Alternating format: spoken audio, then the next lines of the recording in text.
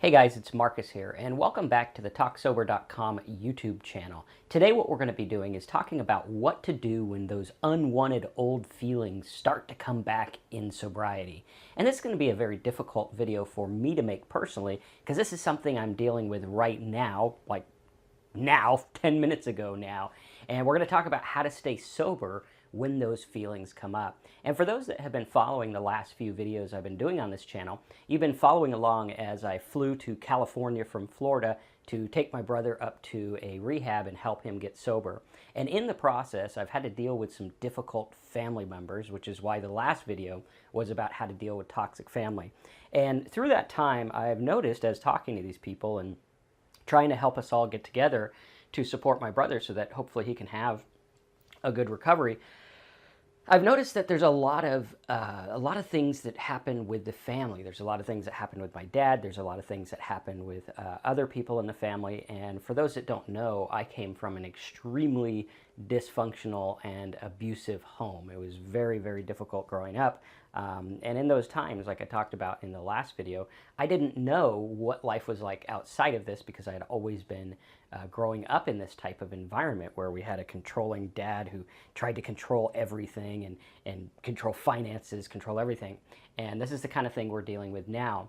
And inadvertently, I have to remember that my sobriety comes first, because if I don't have my sobriety, if I blow it all for some feeling or something like that, then I don't have anything, right?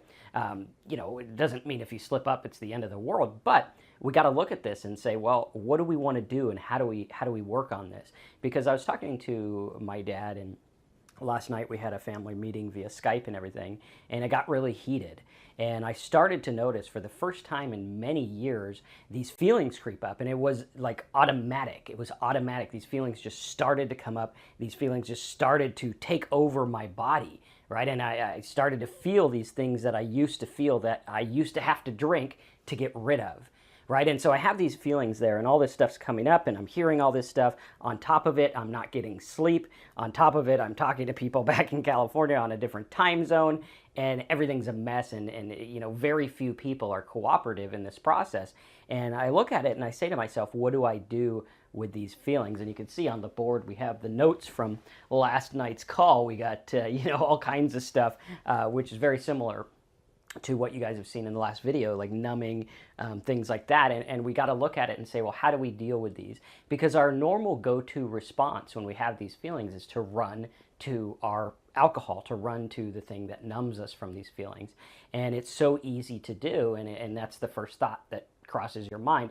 Now, for me, being 3.5 years sober, I don't necessarily think, hey, I need to go drink to deal with this stuff. However, it does come up like, hey, you know what? It'd be easy to numb and easy to walk away from this stuff.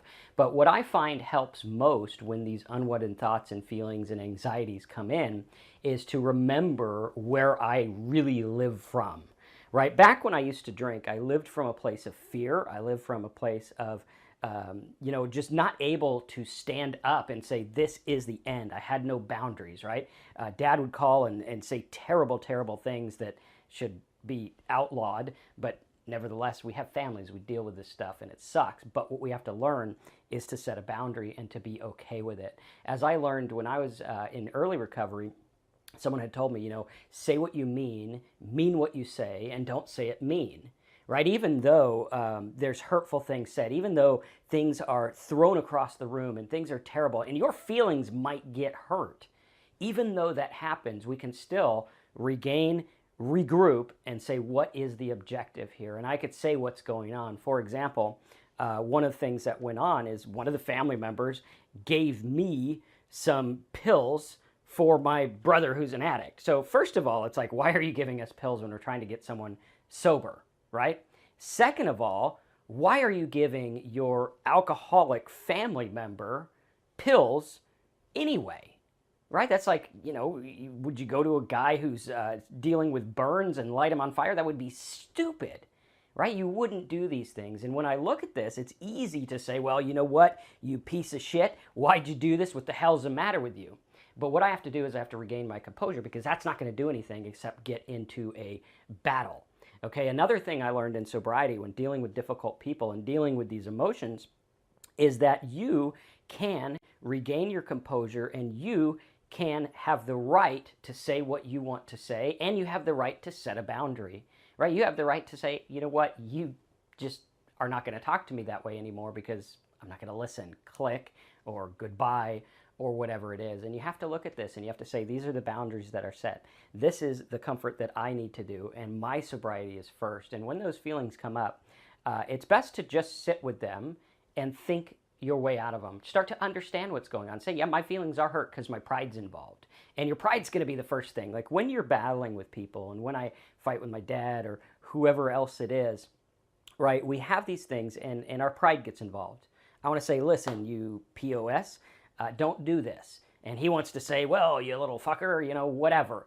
And I have to look at that and I have to say to myself, well, I can look at that and I can say, I'm going to get mad about this. Or I could say, you know what, does it really matter? I mean, this is the way the guy's always been. This is the way he always deals with things. And one of the things that I learned is that the best you can do in life is ask for someone else's cooperation. I could say, you know what, Dad, I'm going to ask for your cooperation. And 9 times out of 10, I'm not going to get it.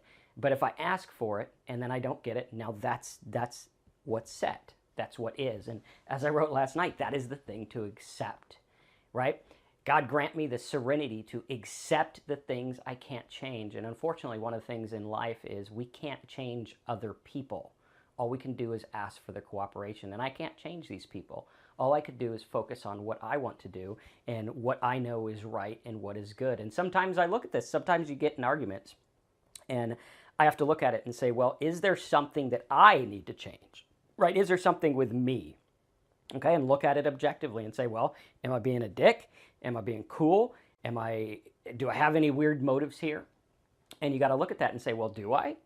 Okay, if the answer is no, then you got to look at the other people and say, well, I asked for their cooperation. If I don't get it, I accept it. And for me, I accept these people in my life the way they are. For years ago, I had problems with my mom's husband. And just lots of abusive problems, lots of trouble, stuff that, today is labeled child abuse. And, back then it was labeled, but unfortunately the therapist we had would rather get paid than help people. Not all therapists are like that, just the ones that my dysfunctional family decided to pick for us conveniently.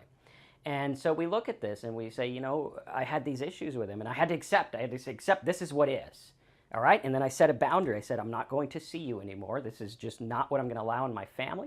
I'm not going to allow it in my life, and I'm not going to allow you people to do this to me anymore. Now, you are responsible for some of your feelings, but you have to look at it like we talked about in the last video, right? You were raised in Plato's cave kind of thing. You were chained to a wall, metaphorically, and all you knew was the stuff that you saw. And you reacted and you had these feelings and now they're automatic, right? Much like alcohol, we drink alcohol and then automatically we don't have to think about it. Our brain starts to salivate and crave the alcohol when these things happen. And oftentimes when difficult feelings come in the way, we say, well, what do we do, right? What do we do with this? All I know how to do is drink this away. And we have to say to ourselves, well, one, we don't really need to let them go away. We need to just listen to them and start to understand, because that's when the healing begins. Right? When you look at things and maybe you had it better than I did. Maybe you had it worse than I did. I don't know. But the fact of the matter is you can get through it. Right? These feelings are just telling us things, and these feelings are automatic and they're kind of programmed, and we have to look at it and say, well, is this something that's going to be helped by drinking? 9 times out of 10, 100 times out of 10, right? It's not. Drinking's not going to help, because drinking is going to exacerbate the feelings. Drinking is going to make it worse. Drinking is going to postpone it. And drinking is going to give all these people the excuse that they've been looking for to say, hey, look, this is your problem. You have this issue. And believe me, my family still tries to do that to me today, where it's like, hey, this is your issue. You're the fucking drunk. When most of the time I behaved pretty rationally. Obviously I had my fair share of bullshit and shenanigans and everything. But the fact of the matter is we've got to look at this objectively. We have to say, what's going on, right? What do I have to accept? What can I change? What can't I change, right? I can't change what's going on. What I can do is change my response to my brother and my reaction to my brother and say, hey, look, this is what we need to do, bud. We need to get you away from the toxic family. We need to get you away from the junk. We need to get you away from everything that is keeping you stuck. Because in life, we have these things and we get stuck and we don't know how to get out of them. And it's a lot like a person who, say they want to lose weight and they know they could just go to the gym and start working out and boom, right? Like me, I can go to the gym, I could be healthy, I could stop smoking these damn things. And we look at that and we're like, those are so easy on the surface, right? And it's easy for someone like me to come in and be like, hey, look, when you got these feelings, don't go drink. Oh, yeah, well, thanks, fucking Professor Marcus. That's a genius thing there. But the fact of the matter is it's easier said than done because I know what it's like to be in your shoes because I'm probably in them right now, right? And we look at it. And again, a lot of you guys had it worse. A lot of you guys had it better. But we have to look at it and say, am I going to allow this to affect me? And talk about it. Right now, talking about this, I'm starting to feel better already, even though it's a family, the internet world, right? And not like a person, therapist, or whatever. But talking about this stuff starts to make you feel better as well because what you want to do is you want to diffuse it. You got to diffuse and you got to buy yourself some time because time is going to allow you to get distance. Like just before I made this video, I had a terrible day talking to family, not getting to sleep, didn't get work done. I was supposed to make a whole bunch of videos. I didn't do it. It's my first video today and it's like 9 o'clock at night. And, it's easy to get down on yourself and it's easy to say, well, this is what I need to do. But the fact of the matter is once you start and once you buy time, right? I could say, you know what? I get in this argument. I hate this person. Let's be angry. Let's be rash. I'm never going to see you again, you fucker, or whatever. And we have to pause and look at it and say, well, what good is going to come out of acting that way? If I could buy myself 15 minutes, 20 minutes, a day, a week, whatever it is, then I can diffuse it. Now that the feelings are removed or desensitized, now I can act in a rational way that makes sense and hopefully gets more reaction. It's like, you got to look at life in terms of not something that's happening to you. It would be easy for me to look at this and say, all this family stuff is happening to me, right? All of it's happening to me. But the fact of the matter is it's happening anyway. I just decided to help someone that brought me into it again and brought those feelings in again, right? And it's not happening to me. I'm doing what I'm doing, and that's the best I can do. I'm asking for cooperation from those that I think can help. And if I don't get it, I say, you know what? Then you're not going to be a part of this. You're not going to be in this, right? Because a lot of times we got to look at this. And the easy thing is to say, oh, woe is me. I grew up with a terrible dad. I grew up with a terrible step parents, whatever, right? I grew up with this. And it's easy. And you got to look at it and say, well, I choose not to be a victim anymore. I'm not the victim of my dad's words. His words might affect me because I've been trained to on the knee-jerk reaction. But the fact of the matter is when I draw back and I look at it, I say,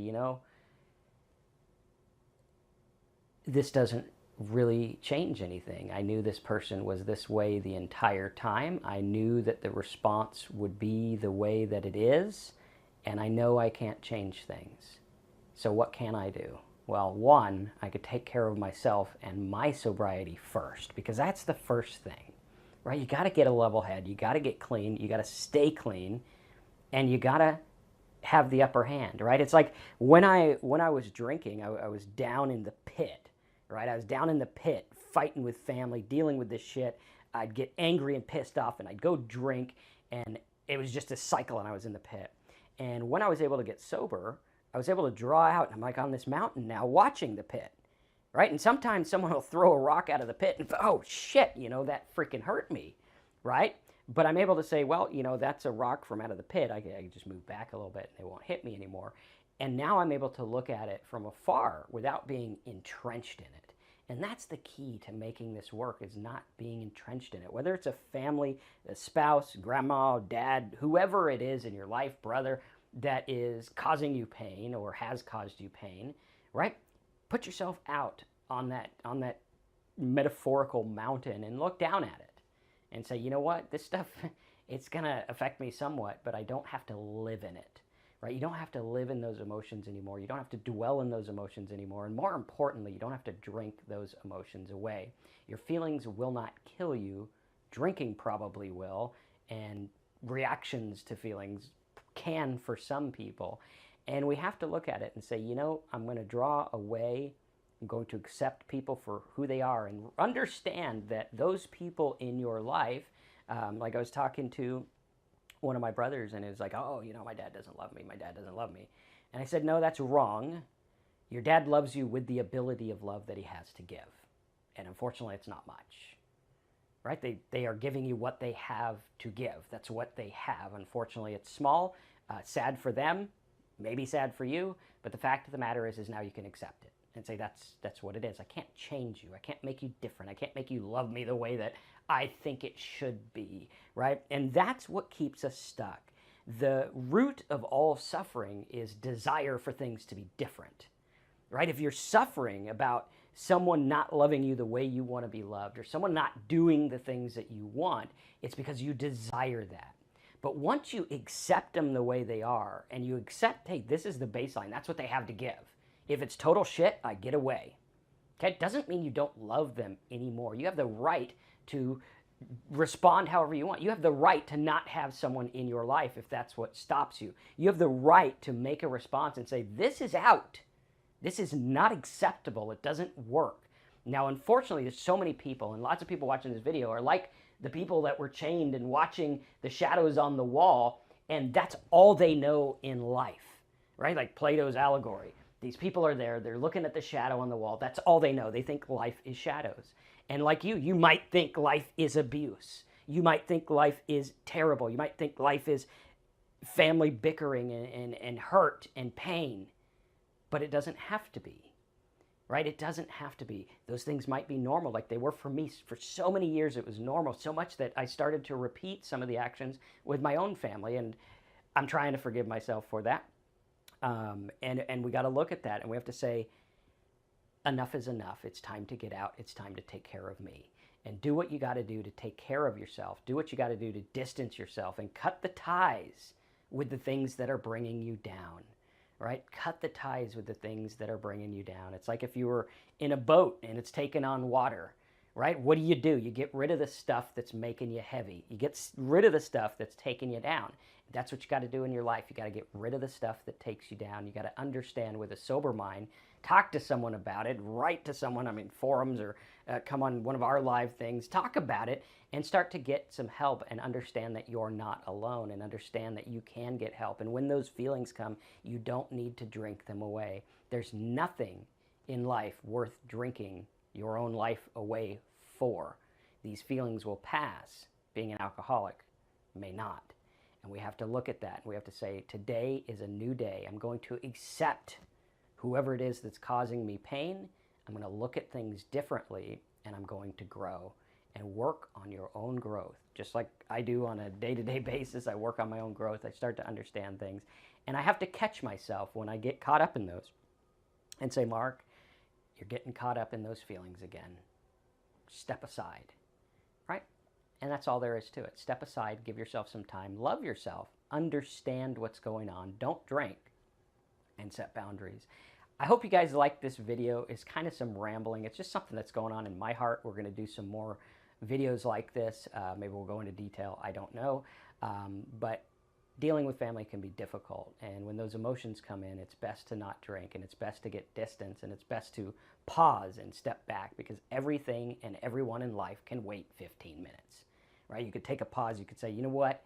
Let's argue about that in 15 minutes. Gain your composure, think about what you want to say, and come at it with an objective mind. And above all, don't drink, don't get caught up, and start to take care of yourself. I hope you like this. I'm probably just talking to myself, so when I watch this again, it's probably going to help me. But if you do like it, put your comments in the boxes below, and know that I'm human and I have struggles too. And these things hurt me. And that's where this comes from. That's why I built this channel. That's why we're here to talk together. That's what we're here for. And my goal is to make this one of the biggest sobriety sites on the internet, sobriety channels on the internet. And that's the goal, because I want to help those that need help. And I want to help everyone understand what's going on as much as I can. And I want you to know that I'm not someone that's above it all. I'm one of you. That's how I learned this stuff, right? By being one of you. And, take care of yourself and understand that you can set boundaries. It doesn't mean you're a dick. if you set boundaries. It doesn't mean you're a jerk if you cut ties with people, right? You don't have to be mean, like that thing says, say what you mean what you say, don't say it mean. Say, look, I got to take care of myself for now. And sometimes people will respect that. Sometimes they won't. You just have to set that boundary and stick to it, because nothing is more important than you staying sober and you keeping your level head. Thanks again for watching. If you like this stuff, click the subscribe button, click the little bell notification icon so you can see our new videos and everything like that. And remember, when those old feelings come in, you are in charge of what you do with them. You might not be able to control a body feeling, but you can control your response. Thanks again for watching. I'm Marcus. Subscribe, and I'll see you in the next video.